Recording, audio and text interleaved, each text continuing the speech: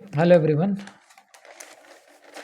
Education point M Raja coaching classes में आपका स्वागत है। अभी हम लोग बात करेंगे साइंस के एमसीक्यू क्वेश्चन पर। जो सवाल एमसीक्यू जो है साइंस का पेपर में जो एमसीक्यू क्वेश्चन आने वाले हैं उसमें से मोस्ट इम्पोर्टेंट क्वेश्चन पर हम लोग बात करेंगे। तो चलिए बिना ऑप्शन दिए आपको फटाफट से सॉल्यूशन करते हैं और बताते हैं कि किस तरह से आपको बनाना है। तो सवाल नंबर 1 जो होगा वो होगा समतल दर्पण में बना प्रतिबिंब। समतल दर्पण द्वारा बना प्रतिबिंब। अब इस प्रतिबिंब को समझते हैं। समतल यानी प्लेन मिरर में प्रतिबिंब क्या बनता है? प्रतिबिंब समान साइज का प्रतिबिंब बनता है। मेन बात को समझिएगा। समान साइज का प्रतिबिंब बनता है वस्तु के बराबर, इसको कहते हैं वस्तु के समान। और आकार इसका क्या होता है? वस्तु के बराबर, यानी वही साइज हो गया वस्तु के बराबर। तो कहेगा कौन सी वस्तु है जिसमें प्रतिबिंब वस्तु के बराबर बनता है, मतलब कौन सा दर्पण है जिसमें प्रतिबिंब वस्तु के बराबर बनता है? तो समतल दर्पण हो जाएगा। और इसमें क्या होता है? इसकी प्रकृति, समतल दर्पण की प्रकृति क्या होती है? आभासी, आभासी एवं सीधा। याद रखिएगा इसकी प्रकृति। तो नेचर से सवाल पूछेगा। तो समतल दर्पण में बना प्रतिबिंब क्या होता है? समान साइज का यानी वस्तु के बराबर। और प्रकृति क्या होती है? आभासी एवं सीधा। नेक्स्ट सवाल पूछेगा निर्वात में प्रकाश की चाल कितनी है? ध्यान से समझिएगा।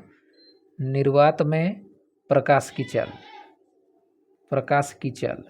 तो निर्वात में प्रकाश किस चाल से पहुंचता है? तो इसका आंसर हो जाएगा 3 × 10⁸ मीटर पर सेकेंड। ये आंसर हो जाएगा।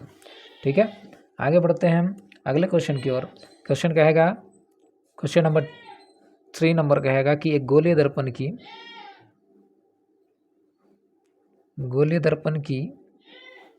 दर्पण यानी स्फेरिकल मिरर, इसका पूछेगा एक गोलीय दर्पण की फोकस दूरी ज्ञात करें जिसकी वक्रता त्रिज्या इतना सेंटीमीटर है। तो जैसे मान लीजिए कहेगा गोलीय दर्पण की वक्रता त्रिज्या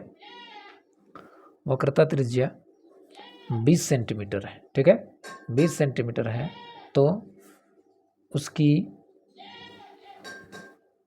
फोकस दूरी क्या होगी? फोकल लेंथ आपको निकालना, फोकस दूरी ज्ञात करें।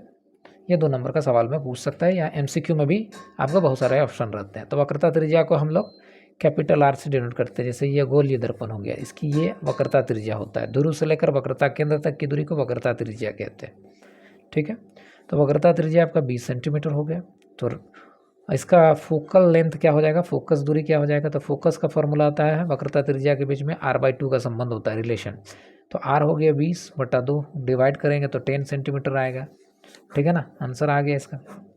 इसी तरह से आगे बढ़ते जाएंगे। पूछेगा उत्तल दर्पण का प्रयोग या फिर ये आपको ऐसे भी सवाल पूछ सकता है, अगर उत्तल दर्पण का ना बात करे तो, या फिर उत्तल दर्पण का बात करें तो उत्तल में पूछेगा साइड मिरर में किस दर्पण का इस्तेमाल होता है? साइड मिरर, याद रखिएगा। साइड मिरर में, या साइड मिरर का दूसरा नाम समझिएगा, पश्च दृश्य दर्पण यानी साइड मिरर, या फिर इसको कहेंगे मोटर वाहन के ठीक मतलब मोटर चालक के सामने देखिए 3 टाइप के क्वेश्चन इसमें पूछे जाते हैं। साइड मिरर में कौन सा दर्पण? तो फिर से बता रहे हैं उत्तल दर्पण यूज होता है बेटा। पश्च दृश्य दर्पण में पीछे का नज़ारा देखने के लिए कौन सा दर्पण? उत्तल दर्पण। मोटर चालक के सामने कौन सा दर्पण? उत्तल दर्पण। ठीक है, और पूछेगा किस दर्पण का दृष्टि क्षेत्र अधिक है? किस दर्पण का दृष्टि क्षेत्र, बस इस वीडियो को ध्यान से समझिएगा, ध्यान से देख लीजिएगा। किस दर्पण का दृष्टि क्षेत्र विस्तृत है? विस्तृत मतलब अधिक है, या विस्तृत लिख कर आएगा। अधिक है तो कौन सा दर्पण का है? उत्तल दर्पण का। और एक और क्वेश्चन इसमें से क्या बनता है? किस दर्पण मतलब वो कौन सा दर्पण है जिसमें वस्तु से छोटा प्रतिबिंब बनता है और सीधा बनता है? तो सीधा छोटा प्रतिबिंब कौन बनाता है? ये समझ लीजिए। सीधा बनाए और छोटा प्रतिबिंब, वस्तु से छोटा प्रतिबिंब बनाएगा तो हो जाएगा उत्तल दर्पण। तो देखिए उत्तल से कितने सारे सवाल बन गए। ठीक है ना। इसमें एक और सवाल आ जाएगा, दर्पण का सूत्र। तो दर्पण का सूत्र क्या होता है? 1/v + 1/u = 1/f होता है बेटा। ठीक है ना। चलिए आगे बढ़ते हैं।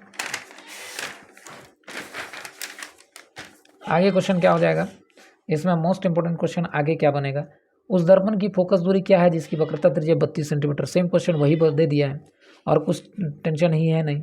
मतलब और एक क्वेश्चन और पूछेगा कि प्रकाश के परावर्तन के कितने नियम होते हैं। नियम होते हैं, प्रकाश के परावर्तन के कितने नियम होते हैं। तो नियम भैया 2 होते हैं। नियम क्या होते हैं, देखो ध्यान से समझना। ये हो जाएगा आपका चमकीला सतह यानी मिरर है। तो जब भी प्रकाश पड़ेगा तो जहाँ पड़ेगा वो हो गया अभिलंब और टकरा कर दूसरे डायरेक्शन में जाएगा। तो प्लेन सतह पे जब भी प्रकाश आएगी सेम डायरेक्शन में जाएगी। तो आने वाला किरण को क्या कहते हैं बोलो, आपतित किरण। आपतित किरण तथा टकरा कर चला गया उसको क्या कहेंगे, परावर्तित किरण। परावर्तित किरण तथा ये कौन सा बिंदु, आपतन बिंदु। आपतन बिंदु, ठीक है। और ये क्या होता है, अभिलंब। अभिलंब होता है ये वाला आपतन। आपतित किरण और अभिलंब के बीच में आपतन कोण बनता है, आपतन कोण यानी आपतन कोण। और अभिलंब और परावर्तित किरण की जगह में परावर्तन कोण बनता है,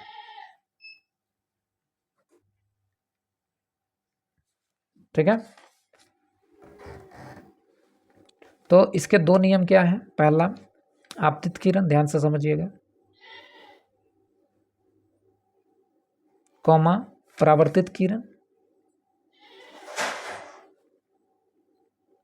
तथा ये कौन सा बिंदु था, आपतन बिंदु। आपतन बिंदु पर डाला गया क्या था, अभिलंब। डाला गया अभिलंब। तीनों एक ही तल में होते हैं।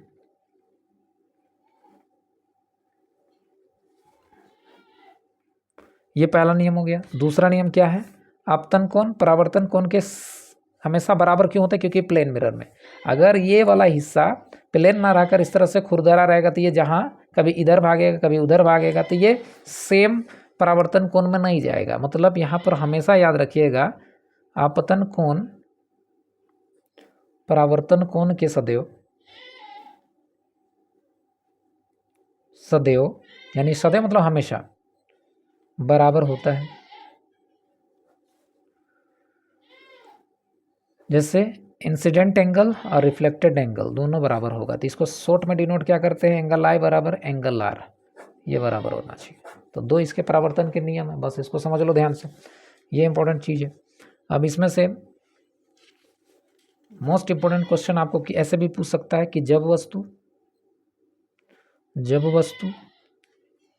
अवतल दर्पण के वक्रता केंद्र पर हो तो प्रतिबिंब कहाँ बनेगा। अब देखो ऑप्शन में पूछ देगा प्रतिबिंब कहाँ बनेगा, भैया जो बता दिए वो रहेगा, ध्यान से पढ़ना, ध्यान से समझना। कहाँ बनेगा, तो प्रतिबिंब कहाँ बनेगा, तो सिंपल बात है कि वस्तु वक्रता केंद्र पर है। तो कुछ कुछ चीज़ों को समझ लीजिए।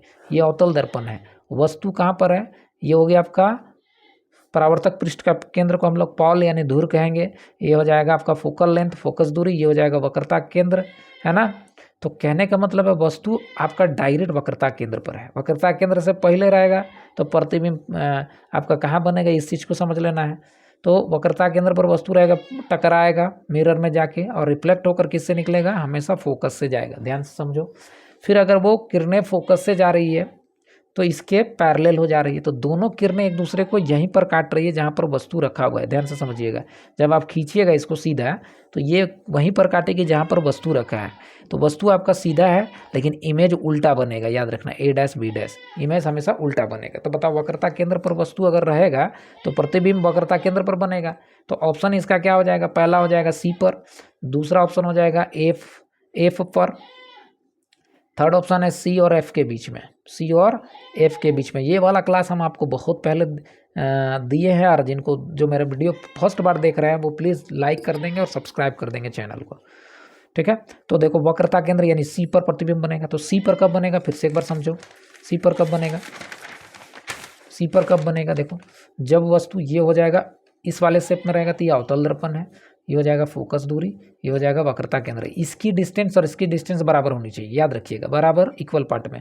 वस्तु यहाँ पर हम रखें तो ये वस्तु क्या है, ये प्रतिबिंब, ये दर्पण क्या अंदर से धंसा हुआ है। अंदर से धंसा होना है कारण जब भी प्रकाश की किरणें जाएगी तो ये टकरा कर यहाँ पर आवर्तन होगा, यानी रिफ्लेक्ट होगा किरणें, रिफ्लेक्ट होगी किरणें। और जब ये फोकस दूरी से जाएगा तो ये किरणें टकरा कर यहाँ पर काटेगी, तो दोनों यहाँ पर प्रतिबिंब बन रहा है कि नहीं बन रहा है। और जितना बड़ा वस्तु उतना ही बड़ा प्रतिबिंब बन रहा है, यानी सी पर वस्तु को रख रहे हैं तो सी पर ही प्रतिबिंब बन रहा है। ए डैश और बी डैश पर प्रतिबिंब बन रहा है, ए और बी वस्तु है, ऐसा वो इंसिडेंट रे है। रे मतलब किरणें गई और दर्पण से टकरा कर फोकस से निकल गई। यदि वो किरणें फोकस से जाएगी तो मुख्य अक्ष के समांतर हो जाएगी, दोनों किरणें यहाँ पर काटेगी। यानी यहाँ पर देखिए वस्तु कहाँ है, वस्तु की स्थिति है सी पर, सी पर है भैया। प्रतिबिंब कहाँ पर बन रहा है, इमेज कहाँ पर बन रहा है, प्रतिबिंब की स्थिति वो भी सी पर है। और कैसी प्रकृति इसकी क्या है, प्रकृति क्या है, तो वस्तु सीधा रखा है, इसका ये उल्टा एरो आपको दिख रहा होगा, उल्टा एरो, यानी ये रियल इमेज बन रहा है। रियल मतलब वास्तविक किरणें आ रही है, तो वास्तविक प्रतिबिंब बनेगा, वास्तविक एवं ये क्या है उल्टा, ये सीधा था ये उल्टा, तो वास्तविक एवं उल्टा प्रतिबिंब बनेगा, ठीक है ना, वास्तविक एवं उल्टा। और अगर इसका आकार पूछ देगा तो हमेशा याद रखिएगा यहाँ पर सी पर है तो सी से समान हो जाएगा, तो वस्तु के समान, वस्तु के समान साइज का प्रतिबिंब बनेगा, समान साइज का। कब, जब वो एग्जैक्ट सी पर रहेगा तब। और इधर बढ़ा देंगे तो इधर ये बढ़ते चला जाएगा, और इधर बढ़ाएंगे तो वस्तु से छोटा बनेगा। मतलब नहीं समझे, सी से पहले रहेगा तो वस्तु से छोटा, सी पर रहेगा तो वस्तु के समान। और जैसे सी से इधर वस्तु रहेगा बढ़ाएगा, सी और ए के बीच में वस्तु रहेगा तो ये प्रतिबिंब क्या बनेगा, वस्तु से बड़ा। तो वस्तु से बड़ा कब बनता है समझ लीजिएगा। देखिए 2-3 सिचुएशन आपको बता रहे हैं। ये फोकस हो गया, ये वक्रता केंद्र हो गया, सी देखो इससे पहले वस्तु अगर रहेगा तो वस्तु से छोटा प्रतिबिंब बनेगा। यहाँ पर भी वस्तु रहेगा तो वस्तु से छोटा, लेकिन यहाँ आ जाएगा सी पर तो वस्तु के समान। लेकिन सी और एफ के बीच में आ जाएगा, ये वाला वस्तु आ जाएगा तो वस्तु से बड़ा प्रतिबिंब बनेगा। एफ रहेगा तो भाई अनंत पर प्रतिबिंब बनेगा। एफ और पी और एफ के बीच में रहेगा तो बहुत बड़ा प्रतिबिंब बनेगा, और ये दर्पण के पीछे प्रतिबिंब बनेगा, दर्पण के पीछे प्रतिबिंब बनेगा। तो कुछ कुछ सिचुएशन होता है किरण आरेख का, वो देख लीजिएगा, ठीक है। चलिए आगे बढ़ते हैं।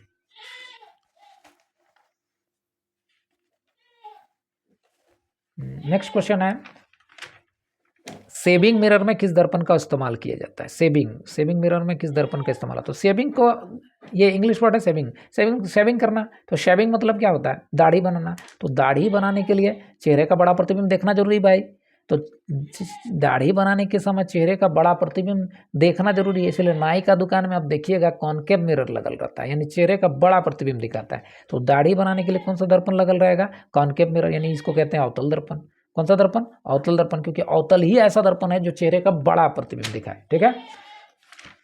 फिर आगे हम लोग बढ़ेंगे। वाहनों के पश्च दृश्य दर्पण, पश्च टैग बता याद रखिएगा, पश्च दृश्य दर्पण यानी इसको कहते हैं पीछे का नज़ारा देखने के लिए, पीछे यानी पीछे का चित्र देखने के लिए। तो जब गाड़ी आगे चलाते हैं और पीछे देखना है तो भैया कौन सा दर्पण लगेगा, उत्तल दर्पण, उत्तल दर्पण लग जाएगा, ठीक है ना।